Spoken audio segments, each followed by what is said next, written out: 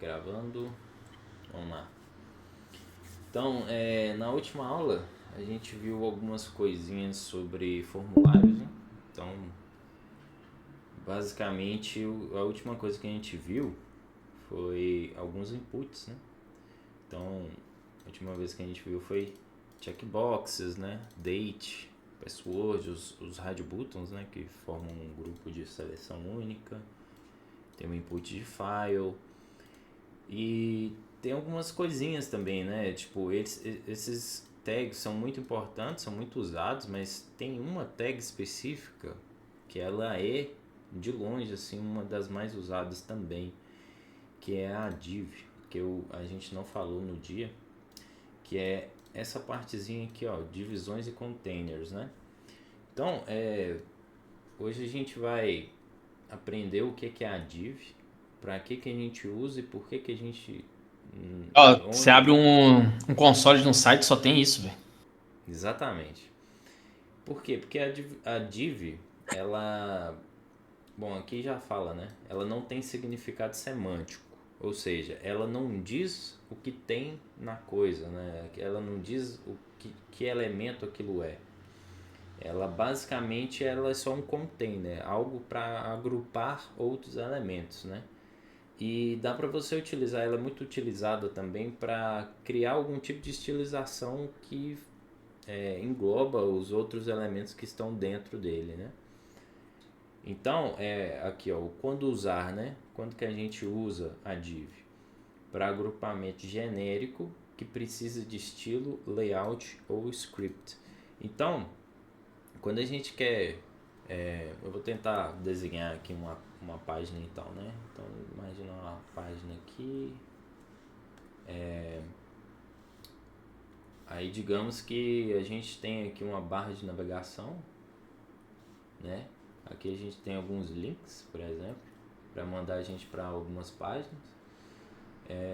Aqui a gente tem o título da página, que a gente tem uma imagem com um título e aqui na frente a gente tem um botão, beleza? E visualmente falando, né, digamos assim, não tem função nenhuma, é mais visual. A gente tem um quadradinho assim como se fosse um card, fazendo isso aqui virar tipo um blocozinho, né? Se você abrir o site da nuvem, abre o site da nuvem aí. Vamos lá.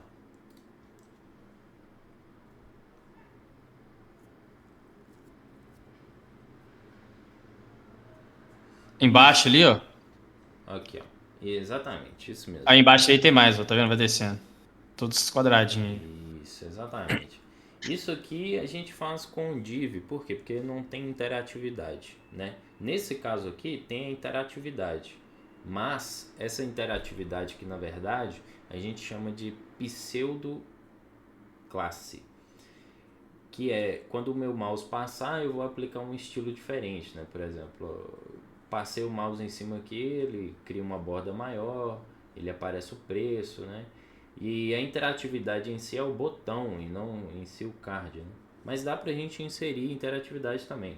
Veja aqui que eu consigo clicar no card, provavelmente ele vai pro jogo, né? Então, que nem aqui no módulo a gente está falando aqui, ó, agrupamento genérico. Ou seja, aquilo ali pro HTML não é nada, né? Tipo assim, ele não é um artigo, ele não é um link. A gente até pode criar através de link, mas naquele jeito, como é mais complexo o próprio elemento, o mais comum de se utilizar é div. E não tem nada de errado com isso.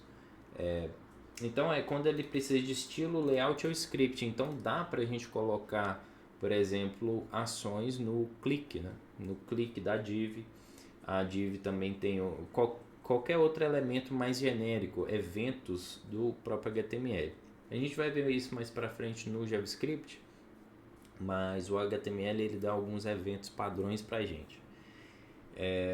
Então a gente usa para esse tipo de coisa mesmo, criar esse tipo de container, né? Coisa que engloba outros elementos. E com treinos dentro de layouts também, tipo, por exemplo, uma seção inteira da página. Eu posso literalmente ter uma div aqui que engloba esse carrossel aqui inteiro, né? E dentro dessa div tem também outras divs aqui que englobam outros componentes. Então Abre esse console aí, deve ter um tanto de div, né? deve ter 1 milhão de div aqui, com certeza. Olha lá, div, Já div, tem, div, já div. tem uma div aqui no overlay da sidebar, né? Que no caso aqui a gente tem um overlay aqui. Deixa eu entrar aqui é o content. Aí grid container, olha, isso aqui é uma section, inclusive está muito bem sumarizado aqui, ó, é um bom feedback aí para a galera do front lá, tá? Aí a gente tem uma div inteira aqui pro carrossel, ó. Então a gente agrupa, né?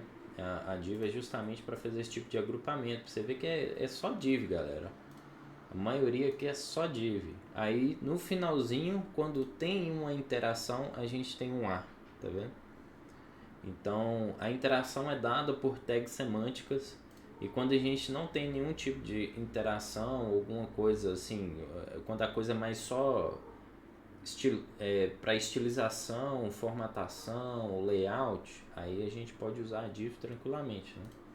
Então a forma de você criar HTML semântico é literalmente criar coisas que são interativas, esse tipo de coisa, com a tag apropriada, né? A tag que diga o que vai acontecer quando você interagir com ela. Então, o que a gente vai fazer aqui, né? Primeiro a gente vai saber quando não usar, né? Que nem eu já acabei de explicar, que é quando existe uma tag semântica mais apropriada. No caso, por exemplo, a gente tem um cabeçalho, uma seção, vamos aqui, ó. A gente tem aqui o header, ó. O header da nuvem, né? Tá bem semântico aqui, ó. Eu sei que dentro dessa tag header vai estar tudo relacionado ao cabeçalho, que esse cabeçalho vai se manter enquanto eu scrollar. Então eu sei que o cabeçalho está fixo. Isso é bom para semântica, é bom para SEO. A história poderia ser um div, só que aí ia ficar uma merda, porque é tipo como se não tivesse bem sinalizado as coisas, né? Exatamente. Você pode, assim, é aquele negócio. O HTML ele te deixa fazer tudo, cara. Tudo, tudo, tudo. Você pode escrever um texto com div. Não interessa. A grande questão é que isso não vai ficar semântico, não vai ficar bom pro robozinho do Google, né? Que a gente chama de SEO, né? O Search Engine Optimization, ele vai passar pelo seu site, e se o seu site for público e utilizar de marketing, esse tipo de coisa, vai ser muito ruim para ranquear ele, entendeu? E acessibilidade também para pessoas com deficiência, enfim, tem um monte de perda aí. Então o ideal é sempre a gente ter noção do que é essas tags semânticas, né? Então dá pra gente fazer tudo, mas existem maneiras melhores e mais espertas de fazer as coisas, né? Então o exercício que a gente vai fazer aqui em código agora é olhar, né, no nosso código aqui e ver o que a gente pode melhorar em termos de semântica. Desde até criar div também, se quiser, não tem problema. E colocar tags melhores, né? Onde a gente não for usar div, a gente vai usar tags que sejam mais semânticas, né? Eu vou dar um exemplo aqui. Vou rodar o nosso live server aqui para a gente poder olhar ao mesmo tempo que coda, né? Vou jogar lado a lado aqui, ó. Beleza. Então, logo de cara aqui, o que eu vejo? Eu vejo que esses dois caras aqui é tipo o meu header, né? Tipo, é o que está dizendo o que minha aplicação é, enfim.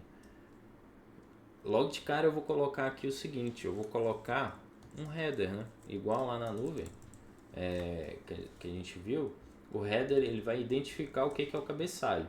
Não necessariamente ele vai seguir, tá? Só de colocar o header ele não vai seguir, ou seja, ele não vai ficar fixo aqui enquanto eu scrollar, ele vai continuar aqui. O header é só uma tag, ela não tem estilização padrão do HTML, é só uma tag para identificar melhor. Tem outra coisa também, a gente estava fazendo subtextos, né, com H6. não que é errado, mas existe uma tag melhor para descrever um subtexto, né? Então, tipo, digamos que a gente tem um título e a gente quer um subtexto para esse título que vai explicar um pouquinho melhor, né? Então a gente tem uma tag melhor que é sub, né? Essa sub significa literalmente subtexto. Então ele é um pouquinho maior que o H6, você pode ver, mas ele é o tamanho ideal aí que o HTML já dá pra gente. E se você passar o mouse em cima, você consegue até ver. The sub element represents a subscript. Então, no caso, um subtexto. Algo desse gênero, né? Aí a gente tem outra seção, né? A gente tem uma seçãozinha aqui sobre texto, né? Então, como que a gente dividiria, né? A gente é literalmente uma seção. Só que, antes de tudo, se a gente tem um header... Vale a pena ficar colocando ID para as coisas, para tudo? Por exemplo, no subtítulo colocar um ID subtítulo? Não. O ID é mais para quando você quer acessar ele no JavaScript. Quando você quer acessar ele no JavaScript ou CSS, né? O ID seria mais um seletor. Ele ajuda você a selecionar essa tag no documento de alguma fonte externa, né? De alguma outra fonte. Mas se eu colocar, tá errado? Não Por tá exemplo, no meu errado, aqui eu mas... coloquei, tipo, ID título e embaixo coloquei ID subtítulo. Não tá errado. Só não vai ter efeito algum. Tipo assim, não vai ter Entendi. melhora em acessibilidade, vai ter melhora em nada. Tipo, Tô escrevendo à literalmente... toa. É, por enquanto, né? A não ser que você queira fazer alguma coisa com eles depois. Mas é mais pra isso. O ID é mais pra selecionar isso mesmo. Então, essa parte aqui, né? Onde a gente testa negrito, itálico e testa também o parágrafo, a gente pode colocar ela dentro de uma seção, ou seja, uma seção de texto do nosso conteúdo. Só que antes, a gente tem um header. Esse header, ele é o cabeçalho. Existe uma tag, semanticamente falando, né? Existe uma tag que ela é puramente para semântica, dizendo o que é o conteúdo principal da página. Então, assim como o HTML, a gente tem o documento, a gente tem o cabeçalho do documento e o corpo do documento, a gente tem o cabeçalho do corpo, digamos que seria o corpo do corpo, né? No caso seria o conteúdo do corpo e o footer do corpo. Qual a Então, diferença do head pro header? o head, ele é literalmente os dados, os metadados do documento, não do conteúdo, né? Então o conteúdo está dentro do body sempre, e se está fora do body, aí já é configuração, digamos, dados que a internet tem do seu site. Então seria onde você configuraria, por exemplo, língua do seu site, onde você configuraria responsividade, como que seu site atuaria com responsividade, se ele pode ser traduzido ou não. Então teria esse tipo de coisa, entendeu? Agora no header, ele é literalmente uma tag para identificar semanticamente Cabeçalho do corpo, né? o cabeçalho do conteúdo em si, né? E não só Uhum. dos dados, né? Então aqui para a gente identificar qual é o corpo do conteúdo do documento, a gente tem uma tag que chama main. Main, que é o conteúdo principal, ou seja, ele difere um pouco do header, né? Então a gente consegue ter 3 elementos, né? A gente também tem o footer, então a gente tem o cabeçalho, o corpo e o rodapé. Então, com esses 3 aqui a gente faz uma semântica de ideal, né? Digamos assim. Então, esse main aqui ele tem que englobar tudo que tem além do header, né? Então a gente vai trazer ele lá para baixo, até a última coisa que a gente fez, que aqui é nos inputs, antes do body, e a gente vai colocar aqui. Salvei. Mudou alguma coisa? Não mudou nada. Por quê? Porque é literalmente uma tag para identificar, para melhorar a semântica mesmo, a diferenciação, a organização do nosso código. Agora sim a gente pode começar a seccionar, né? Ou seja, separar por seções os nossos conteúdos, né? E o primeiro deles seria essa parte de texto, né? Então a gente usa uma tag que chama section, né? Que é literalmente seção, né? Então eu abri ela aqui e dentro dela, aí eu vou pegar esse carinha aqui, copiar e colar aqui embaixo, que aí tá dentro, né? Basicamente eu criei um section, coloquei esses dois P's dentro dele. Também não mudou nada, só que vamos voltar aqui para o site da nuvem, vocês vão ver que é literalmente é praticamente igual, quer ver? Deixa eu fechar aqui, a gente tem o body, NVM content, aí usa NVM, legal. Beleza, esse document wrapper, aqui o header, aí ó. Então a gente tem aqui ó, o header, a main e o footer. O footer vai estar até lá embaixo, quer ver? Eu vou até o fundão aqui, ele vai estar descrito aqui embaixo, ó. Aí, esse trem gigante aqui é o footer. Toda essa parte aqui é o footer. O main é tudo que tiver dentro disso aqui até o header. Então, o main aqui ele é justamente todo o conteúdo da página, né? E dentro do main vocês vão ver aqui ó, que tem várias sections, ó. Cada seção, literalmente cada seção do site, ele é separado por sections. E dentro dessas sections aí tem o que precisar, né? Div, enfim, tudo que for necessário. Tem um banner aqui que tá em div, hein?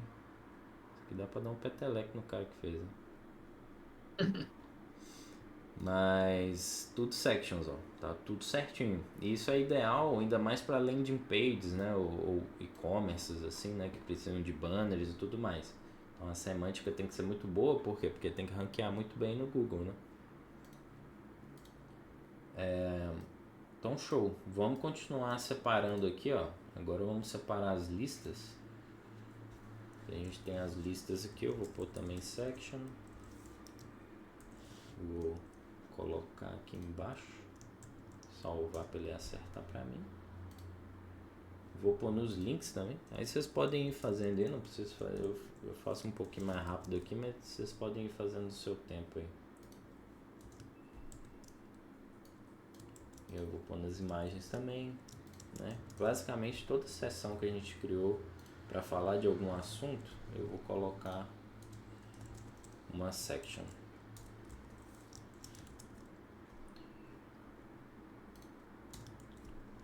Eu, inclusive, chupinhei um trem do Globo.com que eu precisava de uma linha de separação. Eu peguei lá Ah, é?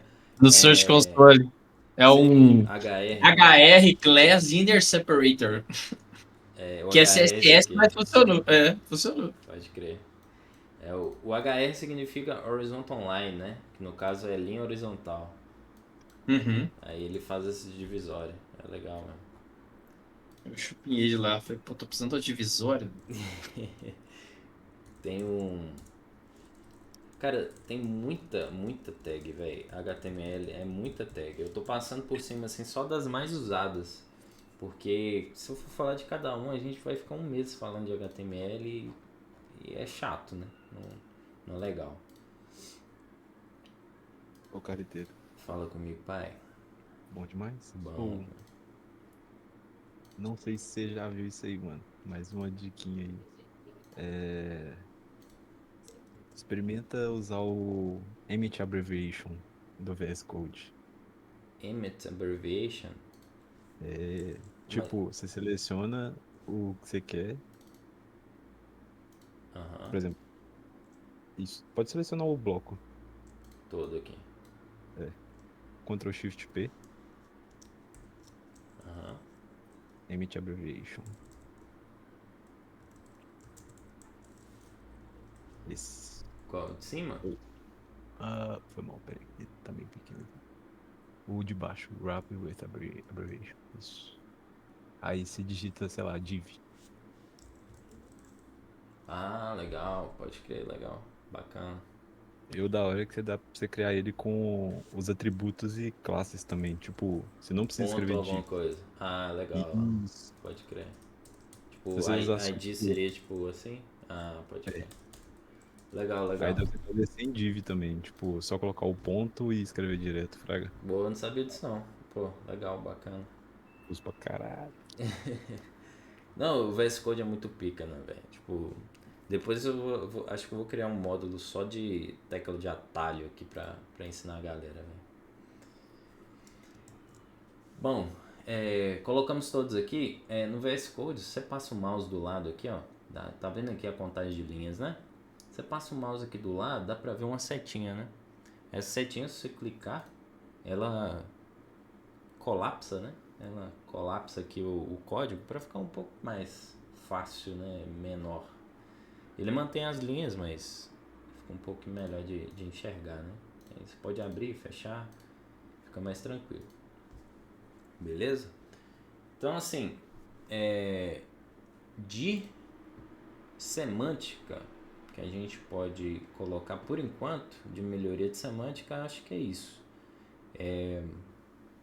Não tem muito mais o que a gente pegar. Então a gente vai olhar agora uma coisa muito importante que vai ajudar muito vocês a estudarem. Que inclusive era uma das coisas que eu devia ter passado no início, mas fica agora como aprendizado aí.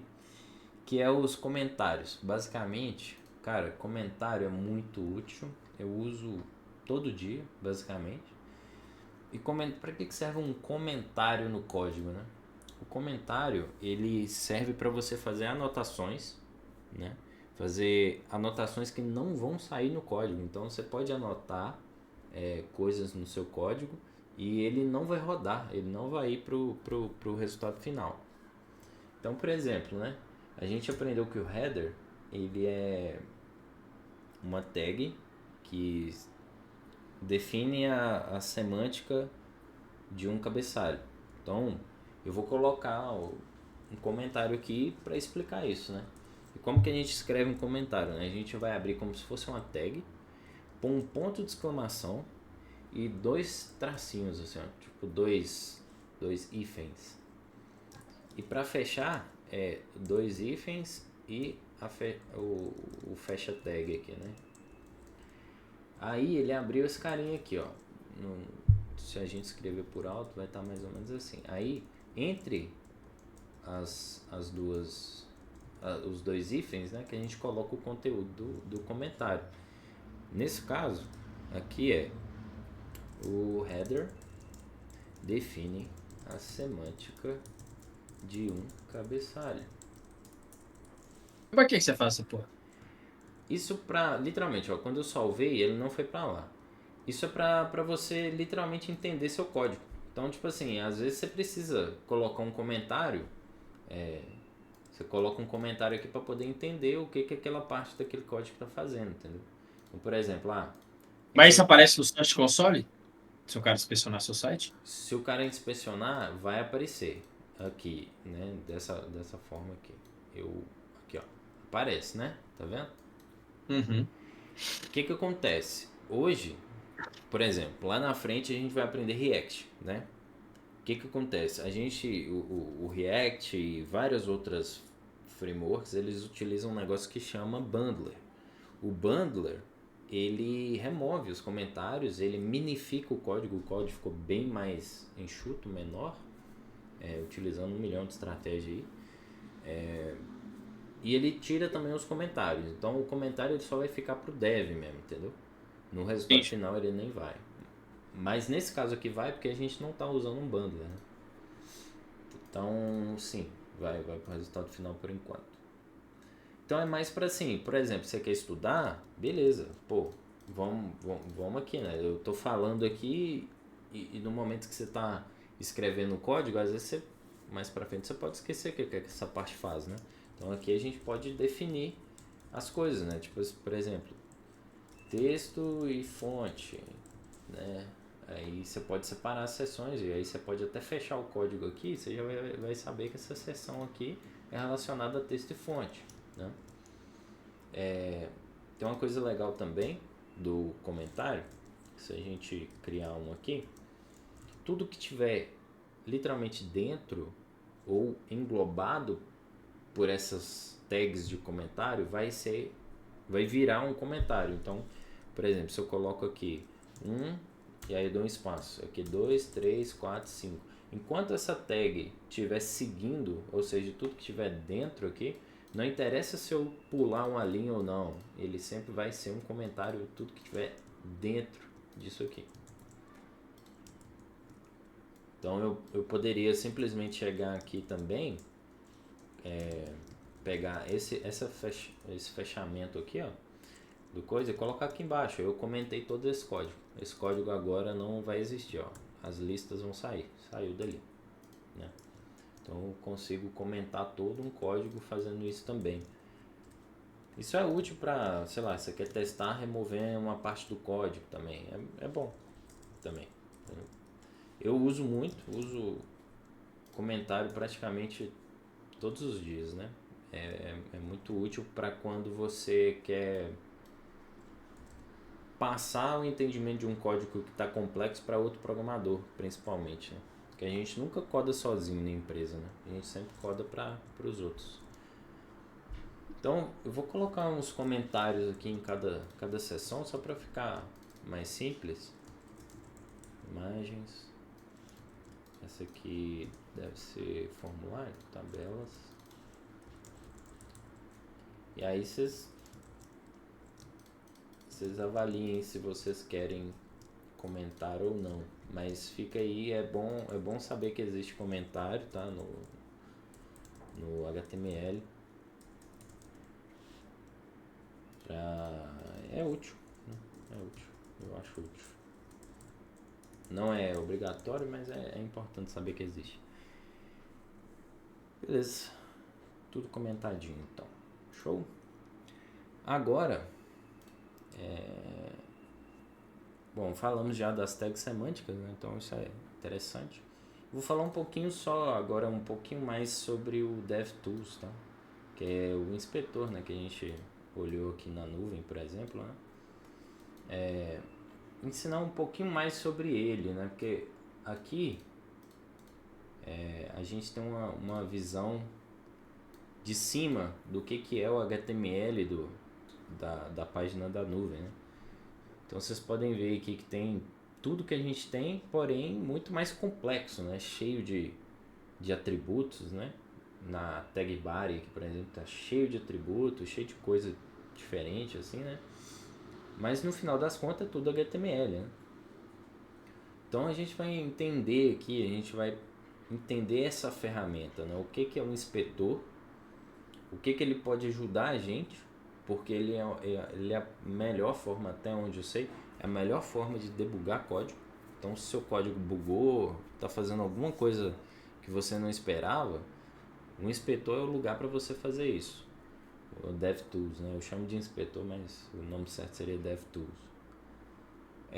Então aqui no Elements é onde a gente vai ver literalmente os elementos que estão na tela. Então, basicamente ele vai te mostrar o HTML e logo aqui embaixo ele te mostra também uma janelinha que tem os styles, né? No caso, os styles é o próprio CSS desse componente, desse elemento que você selecionou, né? Então eu vou selecionar um elemento aqui mais específico, Home Section, por exemplo, que é esse cara aqui. E aí eu vou pegar um bem específico aqui, ó. Tipo, literalmente esse cara aqui, ó. Store 100% oficial. Beleza. Aí eu vou pegar essa div aqui que está sendo, ó, um P e um H5. Eu faria de outra forma, mas tá ok. Aí aqui tem as classes CSS dele. Então a gente consegue ver como que esse elemento foi criado através do CSS. Então essa janelinha faz isso, ele te mostra o CSS compilado já do HTML, né? do documento. Esse computed aqui, ele te mostra tamanhos, padding é o espaçamento de dentro do componente, ou seja, se o componente Vou pegar aqui um exemplo melhor aqui. Porque o padding margem é uma coisa muito importante. Antes mesmo da gente ver começar no CSS, é importante a gente ver isso. Então, digamos que a gente tem uma caixa, beleza? A gente tem uma caixinha aqui. Então, todo o espaçamento que a gente tem pro lado de dentro, independente da direção, a gente chama isso de padding, tá? Então, o espaçamento de dentro é o padding. O espaçamento de fora, que empurra as coisas para fora, é a margem, tá? É margin. Então, aqui, ó, margem, minha letra é horrível, mas margem aqui, padding. Beleza? Mostra lá no site como é que seria, por exemplo. Beleza. Esse aqui não tem padding nem margem. Deixa eu pegar um aqui. Aqui, esse benefits aqui, tá vendo? Tá vendo essa cor verde? Uhum. Essa cor verde é o espaçamento interno. Por que ele está usando o espaçamento interno, né? O padding aqui? Porque ele quer esse espaço preto ainda, ó. Ele quer um espaçamento em que os itens vão mais para dentro e que eu tenha essa cor preta aqui para fora ainda. Por quê? Porque esse benefits aqui, ó, ele tem o background color, tá vendo aqui? O background color é esse cara aqui. Então eu ponho um padding, ele está sendo definido aqui, ó, por 28 pixels. Eu ponho um padding para justamente jogar os itens lá dentro e eu ter esse espaçamento aqui. Entendi. Então esse é o espaçamento interno. Quando a gente quer espaçar coisas para fora, é esse espaçamento amarelo, meio alaranjado. Então, o elemento está bem definido, o tamanho dele aqui, ó, né? A gente tem esse tamanho de elemento azul aí, só que na seção eu tô dando uma margem de 80 pixels aqui, ó. Entendi.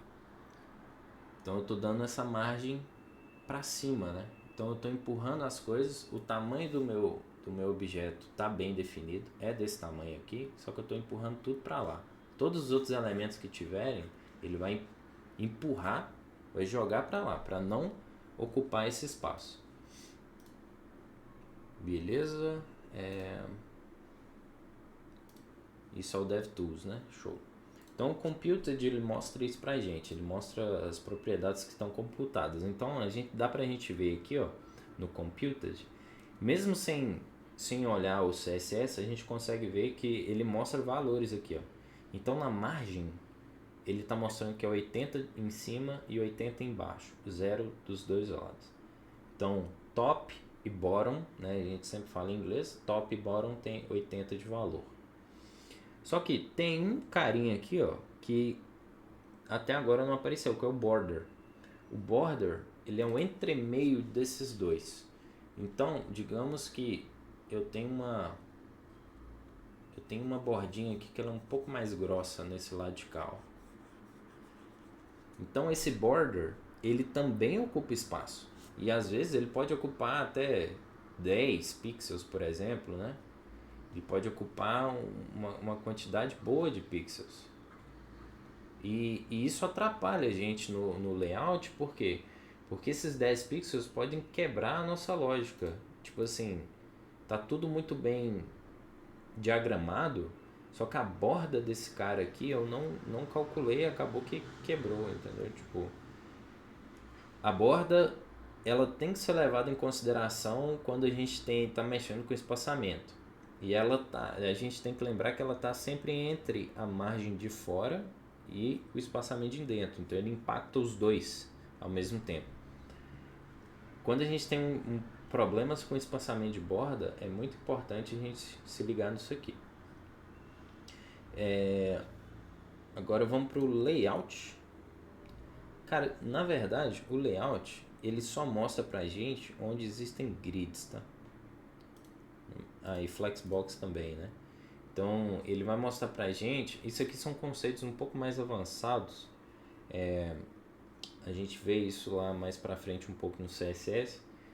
Que isso são conceitos de como distribuir os componentes de forma responsiva e tudo mais. Então, por enquanto, é isso. Os event listeners aqui embaixo são os eventos que disparam, né? Então, quando eu clico nesse cara aqui, ele manda um evento. E esse evento é o event click. Então, aqui a gente consegue debugar isso também, né? A gente consegue debugar os eventos que saem do HTML, né? Quando a gente dispara alguma coisa com o HTML. Tem os breakpoints no DOM, ou seja, o que é o DOM? O DOM é literalmente o documento inteiro, tá? Tudo isso aqui é o DOM. O HTML, CSS e o JavaScript é o DOM.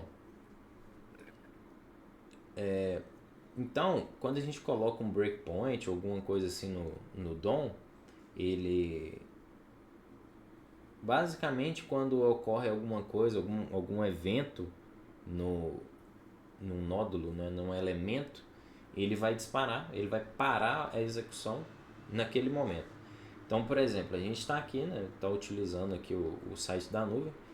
Se existisse um breakpoint, né, no DOM desse botão aqui, quando eu clicasse, o site inteiro iria parar, iria me mostrar aqui onde que foi disparado esse evento no inspetor, beleza? Então ele faz isso, é para você debugar coisas muito específicas, processos bem específicos.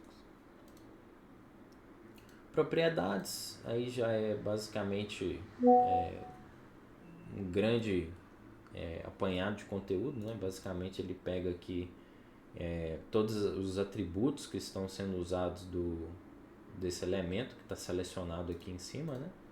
Então ele vai mudar aqui conforme a gente seleciona. E no mais é isso, dessa telinha. Tem a parte mais importante, que ela sempre fica por último, não sei porquê aqui, vou até jogar mais pra frente. Na minha opinião, tirando os styles, a acessibilidade, essa janelinha aqui, ela é muito importante. Que quando a gente seleciona um nódulo aqui, por exemplo, esse aqui, ó, Store 100% oficial, né? Qual que é o problema aqui, ó, que a gente pode ver? Se eu rodasse um teste de acessibilidade para pessoas com deficiência aqui, né, nessa parte, nessa seção do site da nuvem, já iria dar pau. Por quê? Porque nessa div aqui eu não tenho, além de eu ter texto, né, eu tenho texto e tudo mais, só que na div em si, em que engloba esses caras, eu não tenho a descrição do que tem, do que tem ali. Então aqui não mostra para mim, ó, sem atributos area. Area é uma convenção,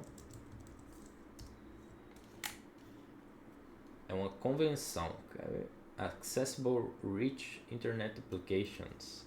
Então é uma convenção de aplicações ricas de acessibilidade, um trem assim. Basicamente é o nome que se dá a todos os atributos de acessibilidade para a web. Então, se a gente não tem atributos area aqui, a gente não está definindo nada para esse elemento. A gente está falando assim, que esse cara não faz nada. Literalmente não faz nada.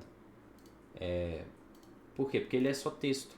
Então, faz sentido não ter nada aqui, mas se isso aqui fosse interagível, faria sentido ter uma definição do que faria. Então aqui, por exemplo, se isso aqui fosse um botão, eu teria que ter uma label falando, por exemplo, Store. Beleza, é um botão falando Store.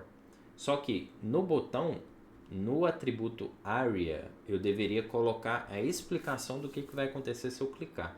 Então, por exemplo, eu teria que colocar adicionar ao carrinho, por exemplo. Tá escrito Store, mas, sei lá, adicionar ao carrinho. Por exemplo, esse aqui, ó, esse botão aqui. Provavelmente ele vai ter uma área, né? Na minha opinião, tá errado a área do botão da nuvem aqui, que ela tá mostrando o valor. Isso pro... Ah, não, mas ele tem um description aqui, ó. Tá vendo? O conteúdo é esse. É o valor, né, o que está certo, mas a descrição é buy. Então compre R$195. Então, essa que é a utilidade da acessibilidade, é você colocar intenção em vez de função, beleza? Vamos lá. Show. Então, basicamente essa aba aqui, ela mostra para você os atributos ARIA que tem, né, nos elementos, beleza? Então agora vamos passar para uma outra aba também muito importante. Vou só abrir um tiquinho mais aqui. Aí. Que é o console, né? Aqui em cima. Inclusive deu vários erros aqui. O console, ele é a parte que a gente vê literalmente os erros ou não, né? Qualquer coisa que a gente queira definir. Geralmente aqui mostram erros de JavaScript, tá? Geralmente. E tem alguns momentos também que ele vai mostrar alguns erros de HTML também, só quando você quer definir alguma coisa que já foi, que não é mais suportado, alguma coisa assim. Mas geralmente aqui é tudo erro de JavaScript, né? Até porque aqui mostra pra gente, ó, o lugar, né? Qual foi o arquivo que deu pau, né? No caso que foi o classifier.js, né? Na linha 1, inclusive. Então, o console, aqui a gente pode limpar, tá? Ou Ctrl L. Então aqui eu limpei, show. E inclusive aqui eu posso rodar código aqui. Eu posso rodar um código aqui da nuvem, dentro da nuvem. Se eu chegar aqui e simplesmente falar assim, pô, vou colocar uma variável aqui, chamar A, por exemplo, e essa A tem o valor 1. Inclusive já existe uma variável chamada A no código da nuvem, então não vai dar certo. Então assim, dá para você acessar esse tipo de valor. Inclusive se eu simplesmente colocar A aqui, ó, o valor dessa variável A é esse valor numérico enorme aqui. Então, no console a gente consegue capturar, receber mensagem do documento, né? E também acessar funções do documento. E o console, basicamente, ele é um dos melhores meios de debugar, né? De resolver bugs. Por quê? Porque você pode colocar tanto breakpoints no JavaScript, quanto também console logs, né? Ou seja, logs que são mensagens. Então, quando o código passar por aquela etapa e você colocar um log lá, ele vai aparecer no console para você se o código passar por aquele lugar que você colocou o log, né?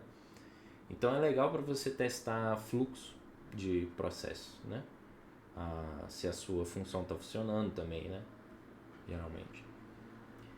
Então show, basicamente é isso. Console log, o console ele é ótimo para testar, ver se tem erros e tudo mais, né? Aqui agora vamos para source. Source basicamente é todos os arquivos que foram baixados pelo navegador para poder mostrar para você o site, né? No caso aqui da nuvem, ele baixou tanto dos servidores da nuvem, né? Tem o assets, no caso deve ser as imagens, né? Cryt eu não sei, FlagCDN deve ser de imagem também, fontes da própria Google. Então tudo que é externo, que é baixado de algum lugar, ele vai estar aqui na source. E a gente consegue acessar a source. Inclusive aqui no nuvem.com eu posso abrir. Dentro dessa pasta assets aqui eu consigo ver, ó, isso aqui é o CSS do site inteiro, ó. Consigo ter acesso ao CSS do site. E isso aqui já não dá, né? Imagino que é uma formatação. Aqui já é um endpoint, né? Então eu consigo ter acesso aos arquivos. Não existe site tipo assim, à prova de clonagem na web. Por quê? Porque para você poder mostrar alguma coisa no navegador, você necessariamente tem que baixar os arquivos do site, né? Algumas maneiras de você melhorar a segurança disso é transformando o código em algo um pouco mais, digamos assim, um pouco mais ilegível, né? E a gente faz isso através dos bundlers que eu tinha falado anteriormente, né? Os bundlers fazem exatamente isso, eles embaralham o código, deixam o código menor e deixam ele de forma que o ser humano não consegue ler. Só que, em questão de estilo, HTML e CSS não tem jeito, aí é só... não tem jeito, basicamente. Então aqui a gente tem tudo que vem de fora, beleza? No mais é isso. Agora network também é muito importante. Aqui é onde a gente vai ver o que o nosso site está pedindo para servidores. Então, tipo,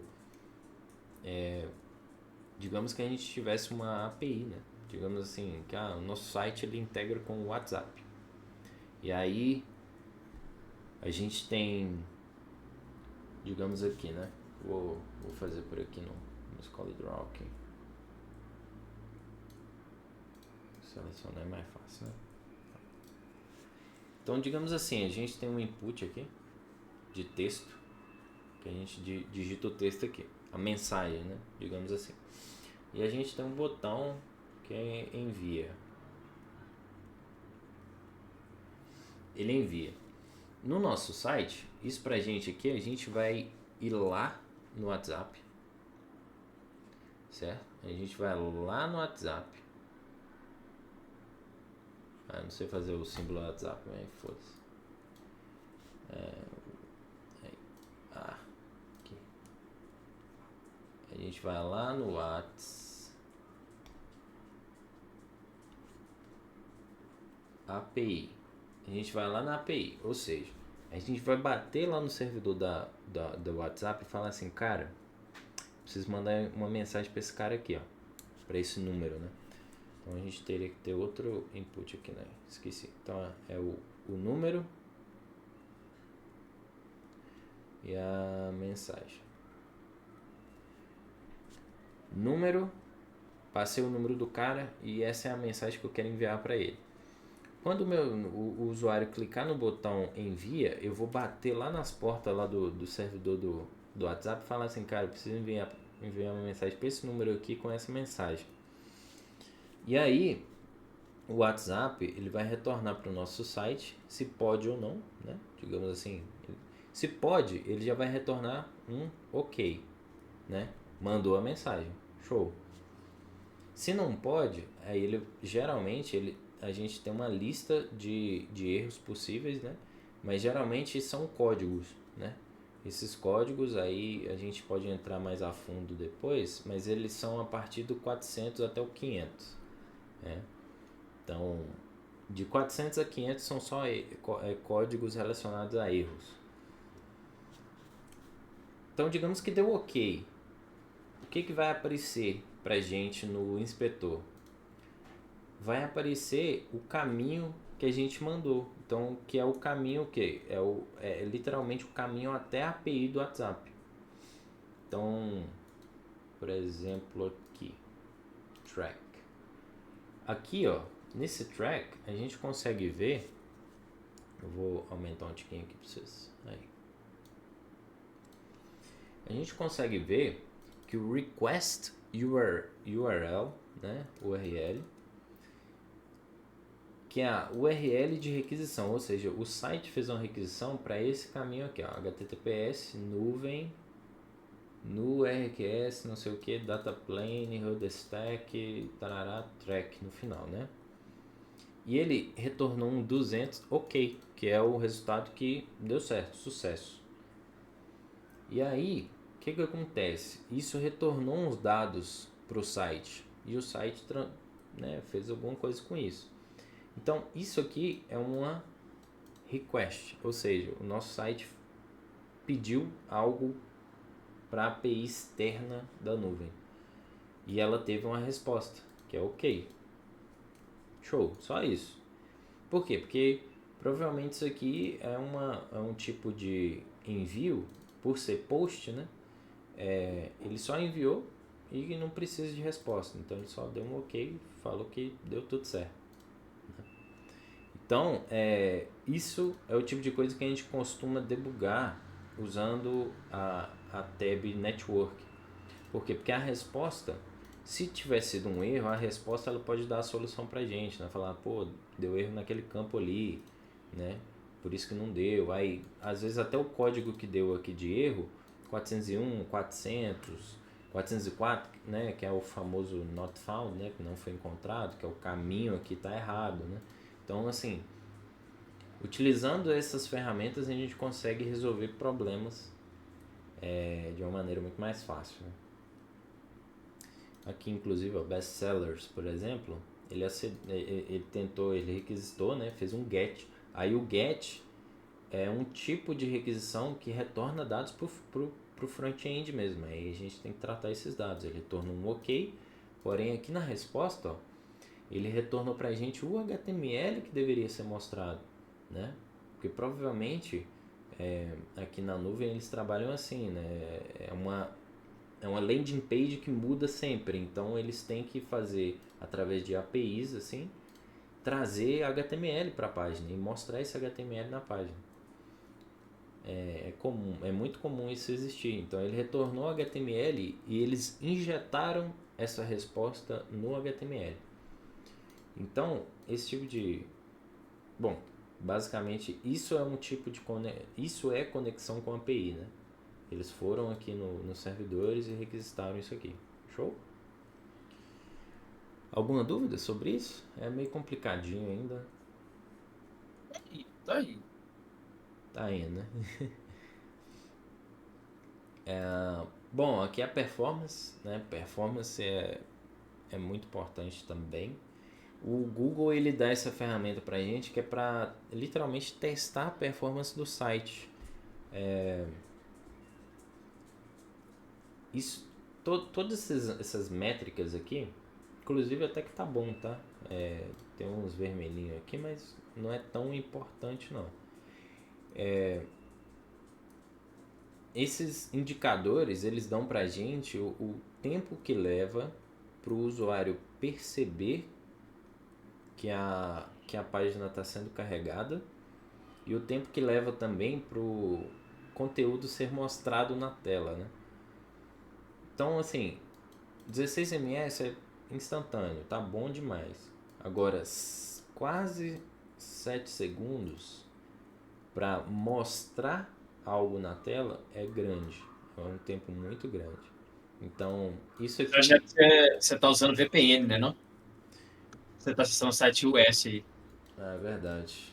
É verdade. BRN. Né? Deve ser por isso mesmo. Mas isso está mais atrelado ao tempo. Se eu pausar aqui eu vou cair, né? Isso está mais atrelado ao tempo que levou para ser construído, né? Mas depois eu testo e às vezes pode ser isso mesmo. O É porque o meu aqui tá 2 segundos. 2? Então deve E com tá tudo certeza. verdinho. O cumulativo ali tá 0. Com certeza é isso então. O Interaction Next Paint tá 32 ms. 32? Geralmente fica. Ele oscila bastante, mas abaixo de 100, 200 eu acho já é considerado bom. Então tá bom. Layout Shift teve um só no Document Wrapper, que provavelmente foi a inserção do HTML lá. Então assim, isso são algumas métricas um pouco mais avançadas, né? Mas que é muito bom de ver. O difícil, na verdade, é resolver. A gente acessar essas métricas e ver é tranquilo, né? O difícil é resolver. Então, a gente tem que aprender a fazer o código muito bem feito para justamente não ter que resolver isso depois. Tem só mais um aqui, eu não vou passar por todas, mas só tem essa tab aqui, ó, que se não estiver aparecendo, precisa só apertar nesse ladinho aqui, tá? Que é a Application. A Application é muito importante. É aqui que a gente guarda os cookies do usuário, Local Storage e Session Storage. Vocês vão ver isso muito, muito mesmo. E eu vou até limpar os meus dados aqui da nuvem com esse botão aqui, ó, no Storage, eu clico em Clear Site Data. E aí eu vou fazer o seguinte, eu vou entrar com a minha conta aqui, vocês vão ver, ó, antes de tudo, né, eu vou aqui no Local Storage. Aqui, ó, na nuvem ela tá trocando isso aqui, provavelmente isso é um timestamp, tá? Significa o tempo que eu tô na tela ou alguma coisa assim. Então ele não é nada relacionado à conta. Aqui no Google também não tem nada e nem aqui. Show. Então a gente vai ficar ligado aqui, ó, no Local Storage, tá? E eu vou entrar na minha conta.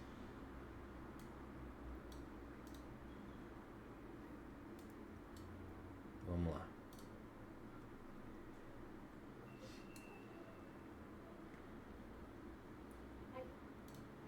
Beleza, estou na minha conta. Vamos ver aqui, ó. Olha a quantidade de dados que a gente tem aqui. O que é o Local Storage? É literalmente onde a gente guarda informações que a gente quer manter. E com manter, eu falo o quê? Eu vou manter mesmo quando eu fechar o navegador.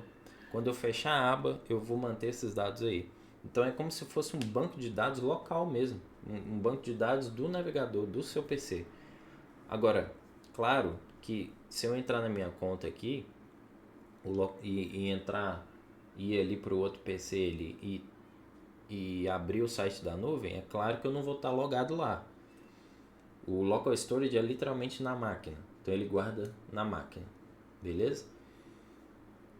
Qual que é a diferença agora do Local Storage para o Session Storage? É justamente como o nome diz. Local Storage ele vai guardar no PC, né?